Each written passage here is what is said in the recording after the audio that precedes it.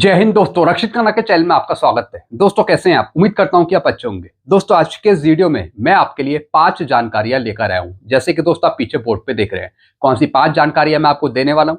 सबसे पहले मैं आपको उसकी जानकारी दे देता हूं। सबसे पहली जानकारी मैं आपको दूंगा, शिव गोपाल मिश्रा जी ने जारी किया एक मैसेज। जैसा आपको पता है, कल शिव गोपाल मिश्रा जी ने 8 CPC के साथ मीटिंग करी थी। तो दोस्तों क्या क्या हुआ कल की मीटिंग में, इसकी जानकारी दी है शिव गोपाल मिश्रा जी ने एक मैसेज जारी कर आप सभी के लिए। तो क्या है पूरा मैसेज, आगे समझाऊंगा शिव गोपाल मिश्रा जी का। फिर दोस्तों एक और मैं आपको जानकारी दूंगा, हरियाणा गवर्नमेंट फाइनेंस डिपार्टमेंट की तरफ से DADR पे एक लेटर जारी करा गया है। जी हाँ दोस्तों, जैसा आपको पता है सरकार की तरफ से आपका DADR बढ़ा दिया गया है। 58% से बढ़कर अब 60% आपको मिलेगा। तो दोस्तों उसी के संबंध में हरियाणा गवर्नमेंट ने एक लेटर जारी करा है। क्या है पूरा लेटर, आगे समझाऊंगा लेटर दिखाकर। फिर एक और मैं आपको जानकारी दूंगा दोस्तों, एक खबर है पे कमीशन की। 8 CPC receive 1000 of request commission to conduct state level interaction. जी हाँ दोस्तों, 8वां वेतन आयोग अब आपके राज्य में आएगा आपसे बातचीत करने, क्योंकि 8 CPC पर बहुत सी रिक्वेस्ट पे कमीशन के पास आ रही है। तो दोस्तों इसी पर पे कमीशन के द्वारा एक मैसेज दिया गया है आप सभी के लिए। क्या है पूरा मैसेज, समझाऊंगा आगे। फिर दोस्तों एक और मैं आपको जानकारी दूंगा, सैनिकों की अंतिम संस्कार सहायता योजना और सरल। जी हाँ दोस्तों, जो सैनिक की मृत्यु हो जाती है उसके बाद सैनिकों के अंतिम संस्कार हेतु जो सहायता राशि दी जाती है, तो दोस्तों उसको और सरल बना दिया गया है। क्या है पूरी जानकारी, आगे समझाऊंगा। फिर दोस्तों लास्ट इंफॉर्मेशन मैं आपको दूंगा, कोरोना काल में DA फ्रीज का बड़ा असर, कर्मचारियों को हुआ हजारों का नुकसान। जी हाँ दोस्तों, अब दोस्तों एक खबर आ रही है न्यूज़पेपर में जिसमें बताया जा रहा है कि 18 महीने का DADR का एरियर जो कर्मचारियों को, पेंशनर्स को नहीं मिला, इससे काफी नुकसान हुआ कर्मचारियों को, पेंशनर्स को। कितना कितना नुकसान हुआ इसकी जानकारी आई है न्यूज़पेपर में। तो दोस्तों एक जानकारी मैं आपको समझाऊंगा 18 महीने के DA के एरियर पर हुए नुकसान के बारे में। ये सारी जानकारी मैं आपको दूंगा, इसलिए वीडियो को आप शुरू से लेकर आखिरी तक देखिएगा। जानकारी में आगे बढ़ने से पहले एक छोटी सी अपील मैं आपसे करूंगा, और अपील है चैनल सब्सक्राइब की। देखने में आया काफी पेंशनर्स हैं जो वीडियो तो देख रहे हैं, लेकिन अभी तक उनमें से कुछ पेंशनर्स ने चैनल को सब्सक्राइब नहीं किया। ऐसे कितने पेंशनर्स हैं? सिर्फ 37%। और कितनों ने किया है?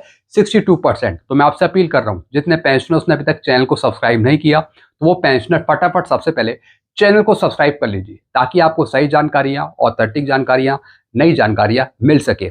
चैनल सब्सक्राइब करने के आपको एक भी पैसे नहीं देने, सब कुछ आपके लिए फ्री में है। तो चैनल को तो सब्सक्राइब कर लीजिए, और इस परसेंटेज को आप 62% से बढ़ाकर 100% कर दीजिए चैनल को सब्सक्राइब करके, क्योंकि इस चैनल के माध्यम से आपको सटीक ऑथेंटिक जानकारियां ही दी जाती हैं।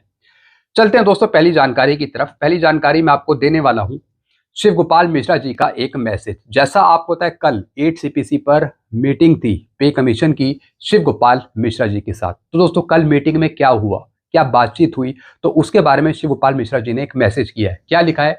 आज दिल्ली के चंद्रलोक बिल्डिंग स्थित 8वें वेतन आयोग के कार्यालय में आयोग के साथ नेशनल काउंसिल JCM की एक महत्वपूर्ण बैठक हुई। जी हाँ दोस्तों ये कल की जानकारी दे रहे हैं, जो कल बैठक करी थी इन्होंने पे कमीशन के साथ।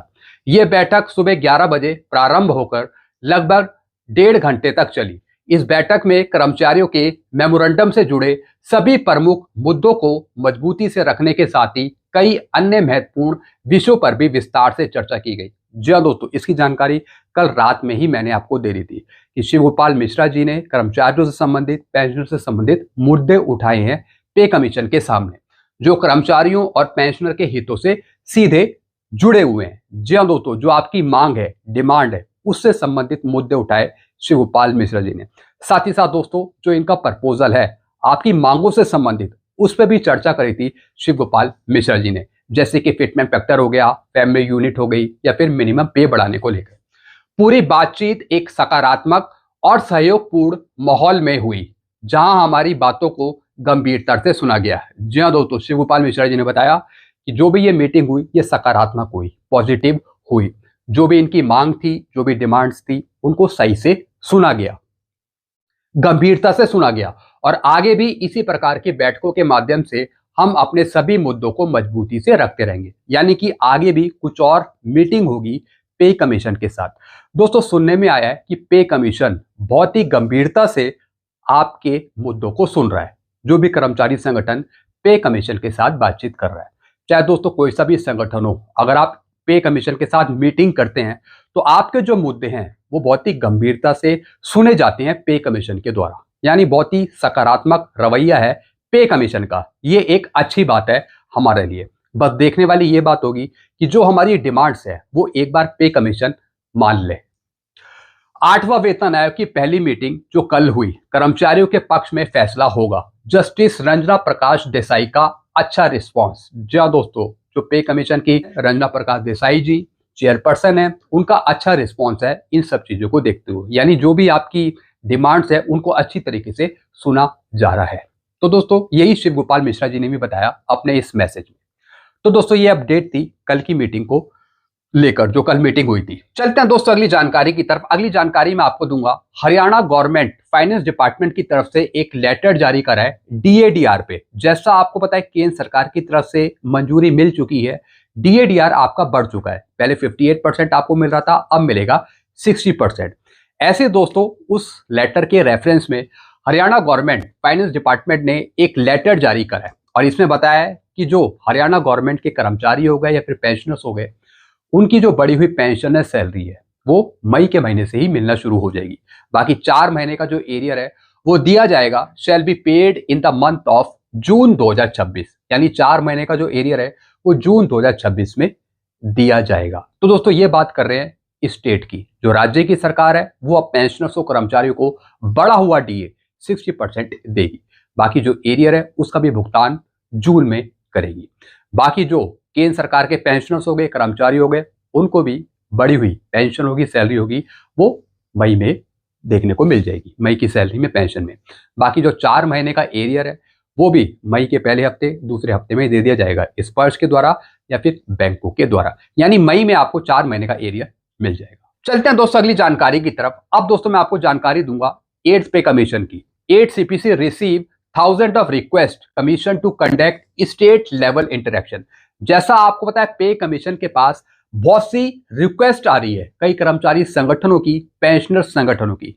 अब दोस्तों इन्होंने बताया कि कितनी रिक्वेस्ट आ रही है, 1000 से ज्यादा। जी हाँ दोस्तों, 1000 से ज्यादा की रिक्वेस्ट आ रही है पे कमीशन के पास मीटिंग करने के लिए, ताकि कर्मचारी संगठन अपने सुझाव दे सके डायरेक्टली पे कमीशन को। तो दोस्तों मल्टीपल रिप्रेजेंटेशन आ रहे हैं पे कमीशन के पास। जो यूनियंस हो गए, एसोसिएशन हो गए, या फिर पेंशनर्स के संगठन हो गए, या फिर इंडिविजुअल हो गए, सब अपनी रिक्वेस्ट दे रहे हैं पे कमीशन को। तो दोस्तों इन्होंने बताया कि 8वें वेतन आयोग को मिले हजारों आवेदन, अब राज्यों में जाकर होगी सुनवाई। पे कमीशन ने पहले ही एक नोटिस जारी करा था जिसमें उन्होंने बताया था कि हम हर एक के साथ मीटिंग नहीं कर सकते, जो हर एक की रिक्वेस्ट है हम उसे एक्सेप्ट नहीं कर सकते।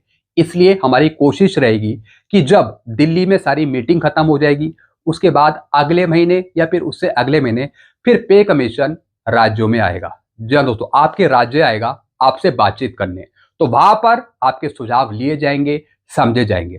तो दोस्तों इन्होंने बताया है कि हर एक के साथ मीटिंग करना पॉसिबल नहीं है क्योंकि रिक्वेस्ट बहुत ज्यादा आ रही है। तो रिक्वेस्ट को कम करने के लिए डायरेक्ट पे कमीशन आपके राज्यों में आएगा, आपकी सिटी में आएगा और वहां पर आपसे बातचीत करेगा और आपके सुझाव लेगा। तो दोस्तों इसी पर इन्होंने जानकारी दी है कि बहुत सी रिक्वेस्ट आ रही है हमारे पास। तो रिक्वेस्ट सारी तो मानी नहीं जा सकती, लेकिन कुछ रिक्वेस्ट को एक्सेप्ट करके आगे चलकर क्यों ना आपके राज्य में आकर आपसे बातचीत करी जाए। तो इसी के बारे में दोस्तों इन्होंने जानकारी दी है। चलते अगली जानकारी की तरफ। फिर दोस्तों अगली जानकारी है सैनिकों की अंतिम संस्कार सहायता योजना और सरल। जी हाँ दोस्तों, जो पूर्व सैनिक की मृत्यु हो जाती है उसके बाद परिवार वालों को जो सहायता राशि प्रदान करी जाती है संस्कार हेतु, तो दोस्तों उसको यहाँ पे सरल बना दिया गया है। अब क्या लिखा है इसमें, देश की रक्षा में सर्वस्व अर्पित करने वाले सैनिक तथा पूर्व सैनिक की मृत्यु होने पर उसके अंतिम संस्कार की सहायता योजना को सेना ने सरल बना दी है।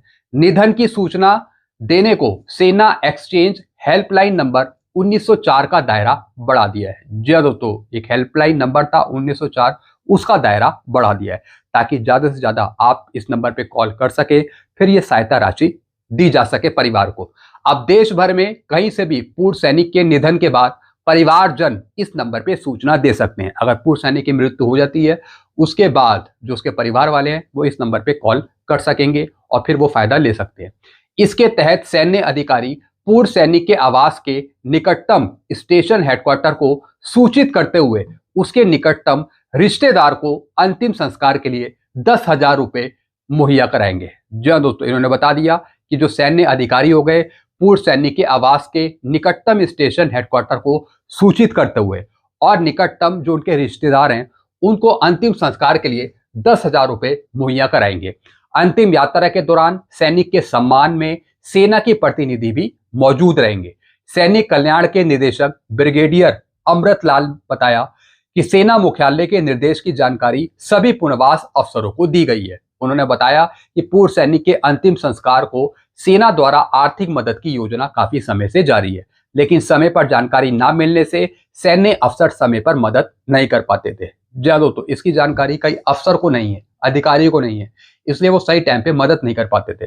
तो दोस्तों, ज्यादा से ज्यादा ये इंफॉर्मेशन सबके साथ शेयर करी गई है ताकि ये जानकारी सबको मिल पाए और फिर वो उसका फायदा उठा पाए। वहीं जानकारी ना होने की वजह से सैनिक परिवार भी इसका लाभ नहीं ले पा रहे हैं। दोस्तों, देखने में आया, सुनने में आया है कि जो सैनिक परिवार है उनको भी इसकी जानकारी नहीं है कि अगर पूर्व सैनिक की मृत्यु होती है तो फिर उनके अंतिम संस्कार के लिए कुछ पैसा दिया जाता है, 10,000 रुपए की राशि दी जाती है। तो जब तक इंफॉर्मेशन सबके पास नहीं पहुंचेगी जब तक उसका फायदा भी नहीं ले पाएंगे। तो ज्यादा से ज्यादा दोस्तों इस इंफॉर्मेशन को शेयर करेगा ताकि फायदा मिल पाए। चलते हैं दोस्तों अगली जानकारी की तरफ। लास्ट इंफॉर्मेशन है, कोरोना काल में डीए फ्रीज का बड़ा असर, कर्मचारियों को हुआ हजारों का नुकसान। जी हाँ दोस्तों, एक खबर आ रही है फिर से न्यूज़पेपर में जिसमें बताया जा रहा है कि जो 18 महीने का डीएडीआर का एरियर आपको नहीं मिला था उससे पेंशनर को, कर्मचारियों को काफी नुकसान हुआ है। क्या लिखा है इसमें, कोरोना काल में डीए फ्रीज का पड़ा असर, कर्मचारियों को हुआ हजारों का नुकसान, 18 महीने का डीए एरियर नहीं मिलने से निराशा। जी हाँ दोस्तों, काफी पेंशनर्स कर्मचारी संगठन अभी भी नाराज हैं भारत सरकार से क्योंकि सरकार 18 महीने का डीएडीआर का एरियर नहीं दे रही।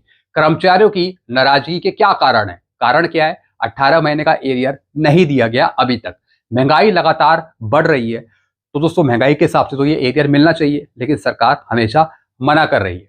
सैलरी पर इसका सीधा असर, निम्न वेतन वर्ग ग्रुप सी पर सबसे ज्यादा प्रभाव। जी हाँ दोस्तों, जैसे किसी का बुनियादी वेतन है 18,000 रुपए, तो दोस्तों अगर आप उसमें टीए देखें, डीए देखें तो दोस्तों टोटल जो नुकसान हो रहा है वो लगभग 25,224 रुपए का हो रहा है। अगर हम डीए भी देखें और टीए भी देखें, ट्रांसपोर्ट अलाउड पे अगर हम जोड़ दें तो टोटल जो नुकसान हो रहा है वो डीए पे हुआ 24,090 रुपए का, अगर 18,000 मिनिमम पे है, और अगर हम उसमें टीए पर डीए जोड़ दें तो 1,134 रुपए का, दोनों का टोटल करेंगे तो लगभग 25,224 रुपए का यहाँ पे नुकसान हो रहा है। और इसकी जानकारी मैंने आपको कुछ दिन पहले भी दी थी, एक रिपोर्ट मैंने आपको समझाई थी जिसमें ग्रुप सी के कर्मचारी को नुकसान हो रहा था लगभग इतने का ही। तो दोस्तों ये खबर कहीं ना कहीं न्यूज़पेपर में भी छप चुकी है कि कर्मचारियों को, पेंशनर्स को काफी नुकसान हुआ है जो उनको 18 महीने का डीए का एरियर नहीं दिया गया।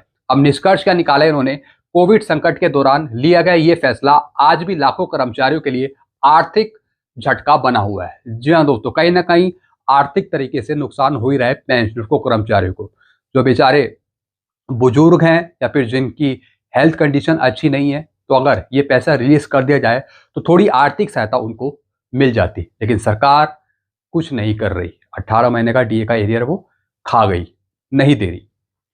तो दोस्तों इसी पर इन्होंने एक जानकारी शेयर करी थी न्यूज़पेपर में, और साथ ही साथ एक सवाल भी पूछा है, बड़ा सवाल पूछा है, क्या एरियर मिलना चाहिए? आपकी राय क्या है, हाँ या नहीं? दोस्तों सब बोलेंगे, ज्यादा से ज्यादा 100% लोग बोलेंगे कि मिलना चाहिए, हाँ बोलेंगे, लेकिन सरकार दे नहीं रही। ये सबसे बड़ी दिक्कत की बात है। तो दोस्तों यही जानकारी शेयर हुई थी इस पेपर में जो मैंने आपको यहाँ पे समझाई है। बाकी आपके अपने विचार सुझाव क्या हैं आप नीचे कमेंट कर सकते हैं। ऐसी जानकारियां आपको मिलती रहेंगी आगे भी, इसलिए चैनल पे बने रहिए, वीडियो को कंटिन्यू देखते रहिए, वीडियो को शेयर कर दीजिएगा और चैनल को सब्सक्राइब करना मत भूलिएगा। चैनल का नाम है Rakshit Khanna. Thank you so much.